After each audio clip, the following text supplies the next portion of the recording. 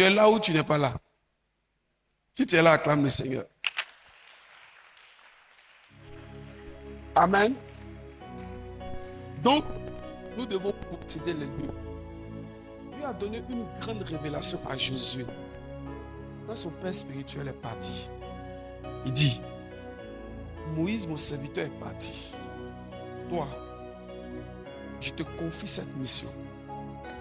Tout lieu que foulera la plante de tes pieds, je te le donnerai comme un héritage. Vous savez dire, si c'est un héritage, ça n'appartient pas à ceux qui sont là-bas.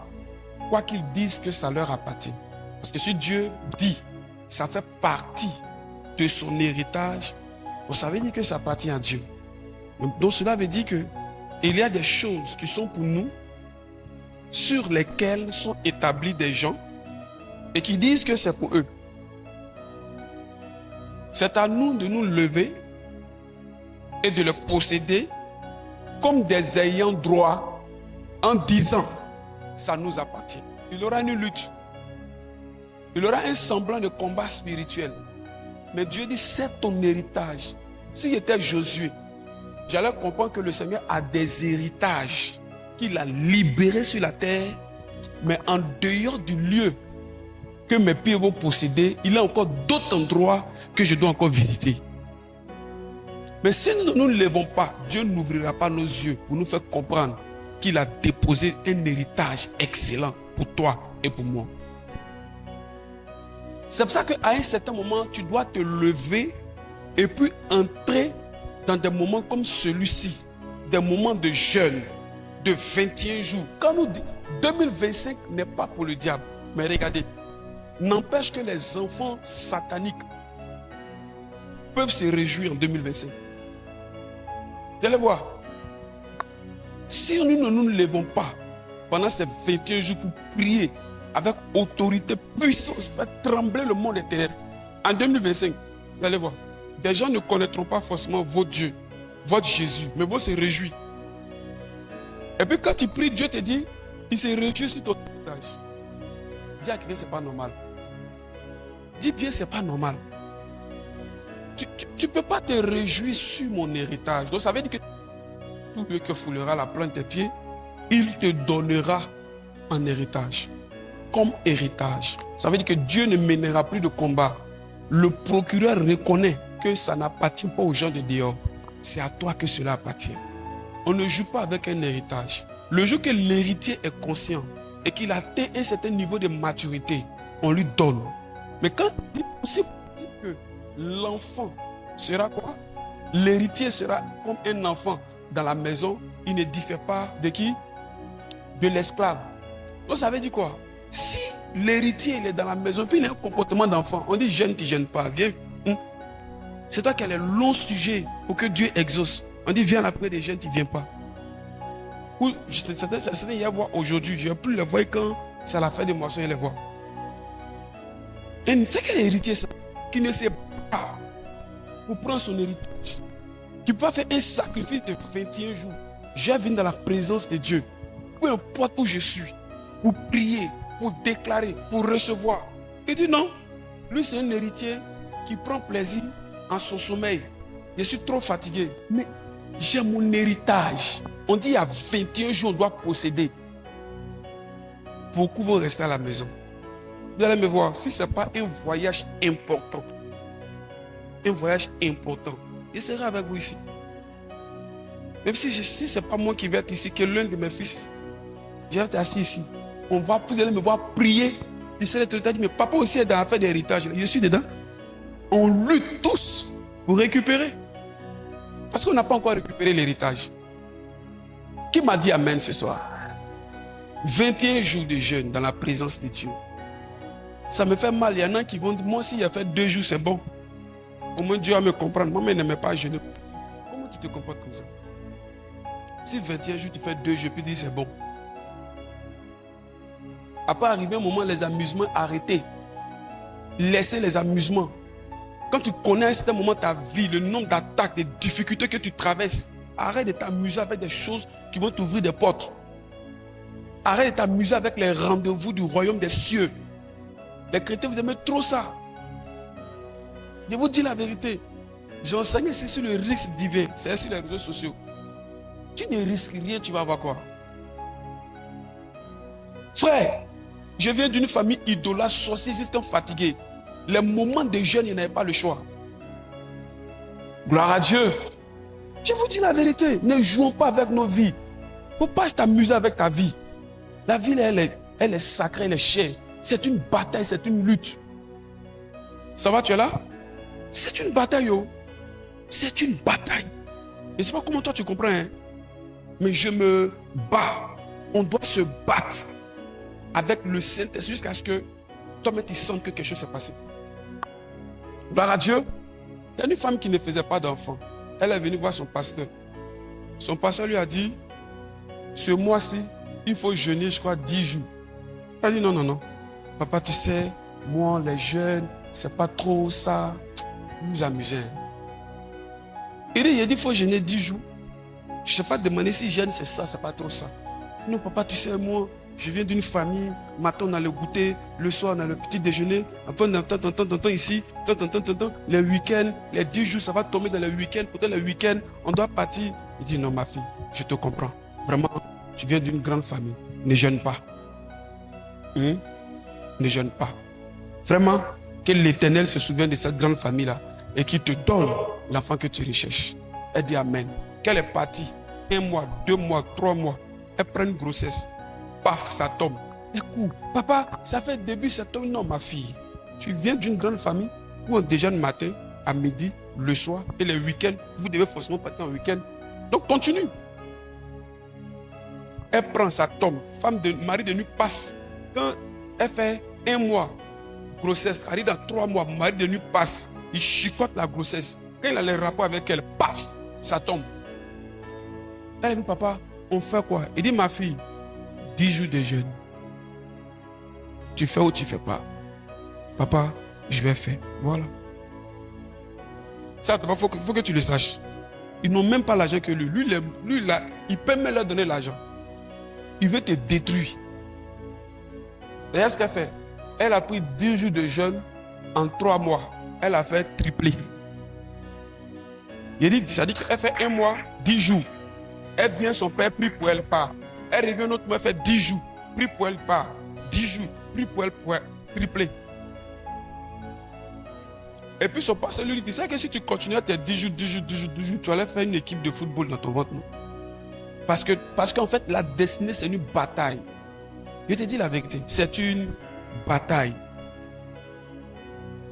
Donc on dit 21 jours de jeûne dans la présence du Seigneur, il ne faut pas t'abuser. Viens prier. Arrête de te promener. Ne néglige pas la présence de Dieu. Ne néglige pas les moments de jeûne. Ne néglige pas les moments de prière. Car la victoire appartient à l'Éternel. Et il vous livre entre nos mains. Verset 48. Aussitôt que le Philistin se mit en mouvement pour marcher au devant de David, David courut sur le champ de bataille à la rencontre du Philistin. Il mit la main dans sa gibecière, il prit une pierre et la lança avec sa fronde. Il frappa le Philistin au front. Et la pierre s'enfonça dans le front du Philistin qui tomba le visage contre terre. Ainsi, avec une fronde et une pierre, David fut plus fort que le Philistin. Amen. Regardez comment on a négligé l'arme de David.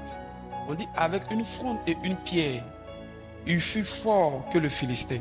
C'est une précision de taille. Ça veut dire que même dans ses rêves, David et Goliath, tu ne peux pas le tuer avec petits cailloux, avec une lance. C'est impossible. C'est un détail important pour dire que c'est l'Éternel qui a manifesté sa gloire dans la vie de David. Maintenant, qu'est-ce qu'il faut comprendre? La victoire appartient à qui? Quand on a lu, on dit à qui? À l'Éternel. Et il dit quoi? Il vous livre. L'Éternel a livré nos ennemis entre nos mains.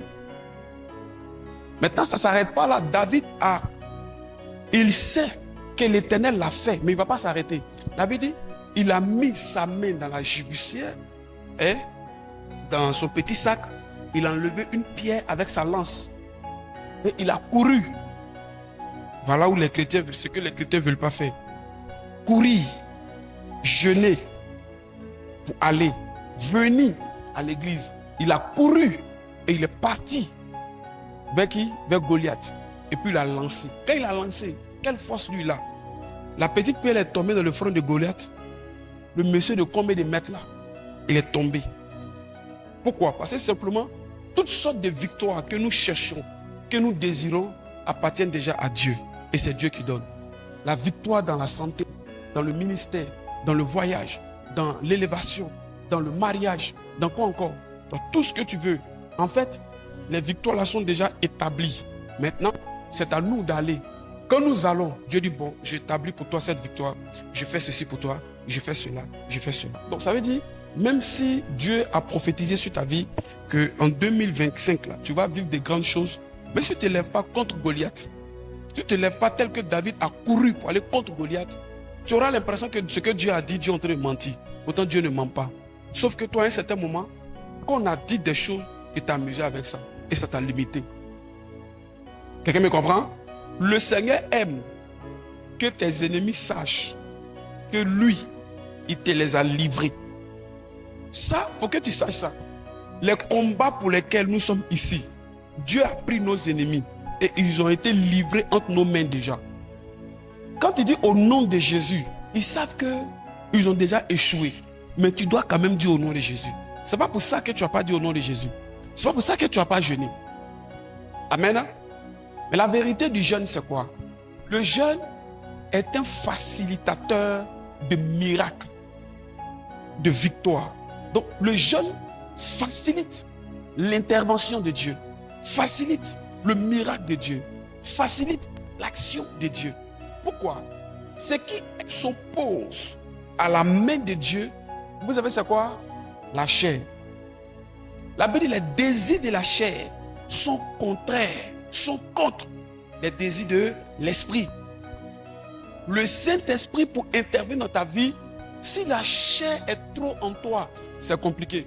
La chair là, c'est pas la chair que tu as grossi.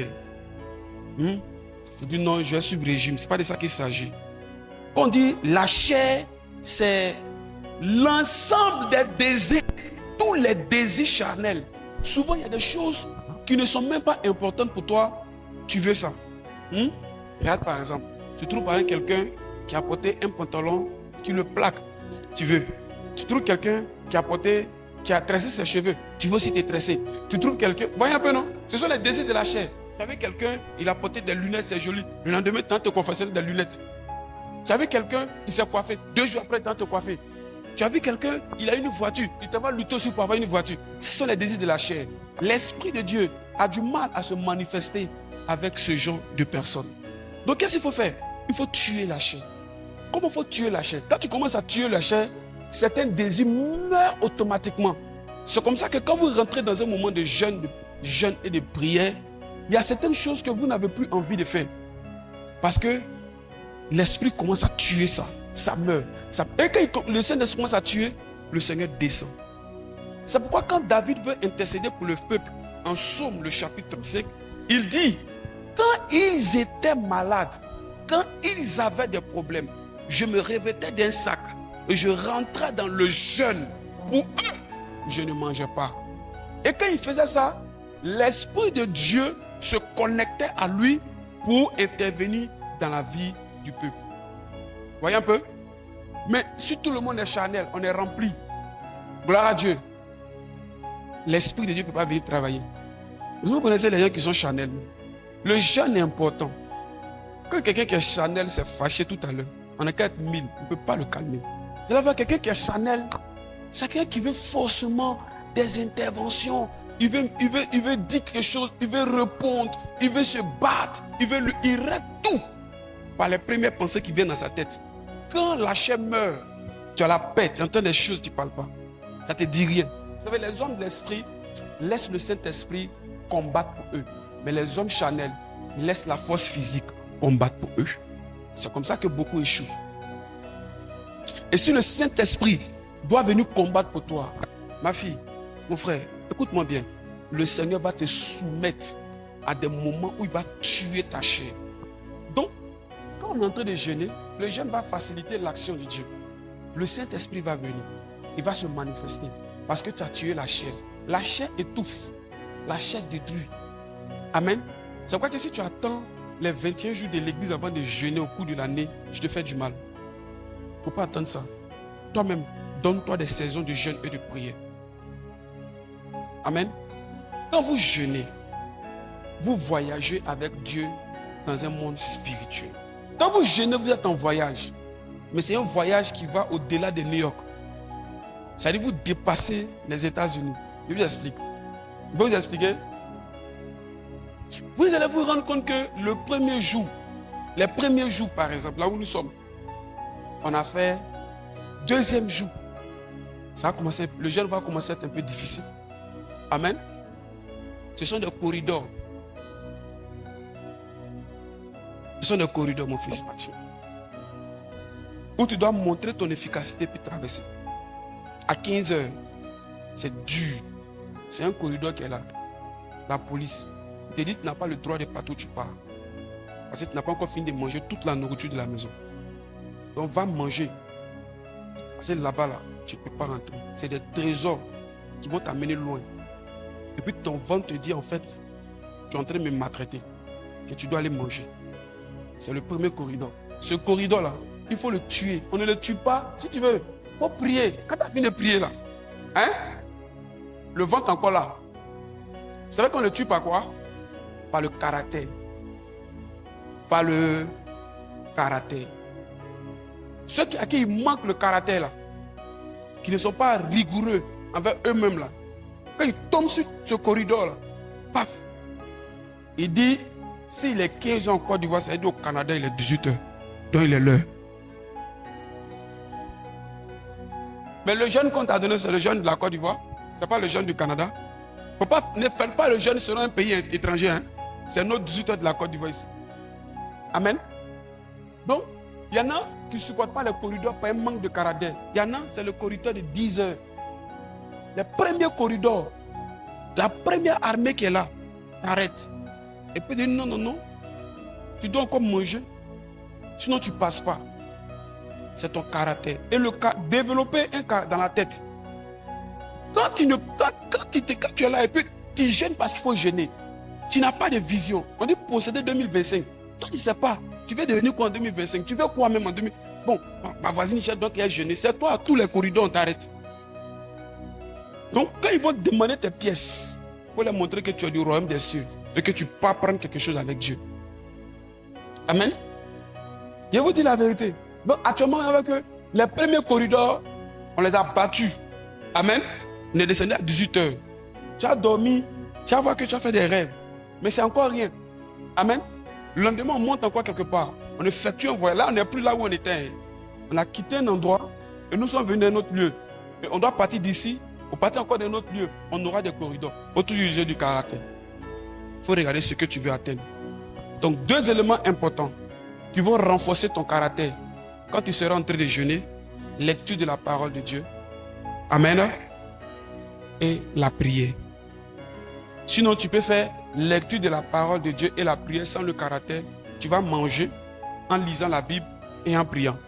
Alors qu'on dit ne pas manger. Ne pas dire, j'ai prié 10 heures, ça va remplacer le jeûne. Non, ça ne remplace rien. On dit on ne mange pas. Balance ta main comme ça. Quand on va arriver vers le 10e jour, déjà même 10e jour, on va sentir que les corridors même, ils ont renforcé leur armée. Qu'on est en train de se battre, on est arrivé à un niveau du voyage spirituel où c'est tellement fort, on peut sentir qu'on est quitté au front. Qu'on est au front, on dépérit. Il ne faut pas avoir peur de dépérir. Amen. Il dépérit. C'est normal, tu es un jeune. Si tu t'en vas, et là maintenant, les gens qui sont là-bas, là, qui sont dans ce corridor-là, eux, ils vont t'amener, pour les femmes, là, ils vont vous amener à avoir honte de vous-même. Hein? Je vais vous expliquer. Tu es une femme qui a dépéri tous les prémolaires, les molaires, tout s'est sorti, tout. Tu fais comment? Acclame le Seigneur. Ce sont des corridors très authentiques. Ça veut dire que il ne faut pas descendre du jeûne. Si tu n'as pas mal, Hein? Si tu n'as pas de blessures dans le ventre, si tu ne sens pas de douleur de façon exceptionnelle, ne descends pas du jeûne. Continue. J'ai dit quoi? Continue. Il faut continuer. D'autres font ça et qu'ils font 3 mois dedans. D'autres font 6 mois. D'autres font 40 jours. Quand ils se lèvent dans le jeûne, ils ne s'arrêtent plus. Le caractère, la prière, la méditation et l'objectif pour lequel on jeûne, ce sont des motivateurs. Quand tu fais ça, le Saint-Esprit, quand on est au 10e jour, quand on va monter. Maintenant, le Seigneur t'amènera des consolations. Les consolations vont venir dans les visions. Là maintenant, la chair est morte, en train de mourir. Donc l'esprit prend le dessus. Donc quand tu fermes tes yeux, paf, tu as vu une vision. Paf, tu as vu un rêve. C'est merveilleux. Dieu commence à t'amener à croire qu'il va te donner ce pourquoi tu es en train de jeûner. Amen. Hein?